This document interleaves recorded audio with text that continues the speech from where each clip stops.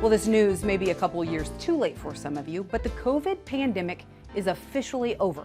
So what's behind the most recent declaration? John Phipps explains in John's World. By one important, perhaps the most important metric, the pandemic is over. While cases have been dropping for over a year, it takes a while for the final verdict on deaths. Epidemiologists use a measure called excess deaths.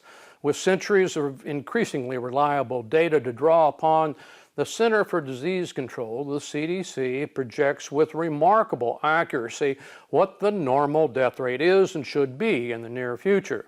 The census provides us with numbers and ages of our citizens, and with techniques to adjust for unusual occurrences, we know with pretty fair accuracy how many people should die how fast. COVID produced deaths above that expected line, which are termed excess deaths. This graph of that data shows the spikes from COVID variants like Omicron as well as the original outbreak. While there are still many sufferers from long COVID, deaths from the virus have dropped to be too small to move the normal death rate noticeably. This pattern is reflected in other nations as well, which is to be expected from a global pandemic. These are dry statistics that do little justice to the loss of over 1 million American lives or the enduring grief of their survivors. In addition, there is growing evidence the pandemic disrupted the education and development of a wide range of students with undoubtedly long-lasting effects.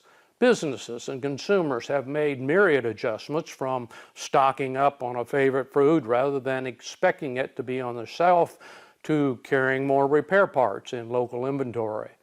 To me, the most surprising residue in our nation and culture has been the relatively speedy decision by most citizens to put the COVID experience behind us.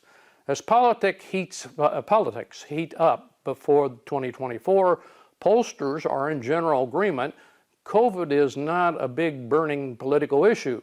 Despite the intense debate during our struggle with the infection, few seem to want to revisit those arguments. Maybe it's a short attention span, maybe it's weariness with the topic, maybe it's still too painful for too many.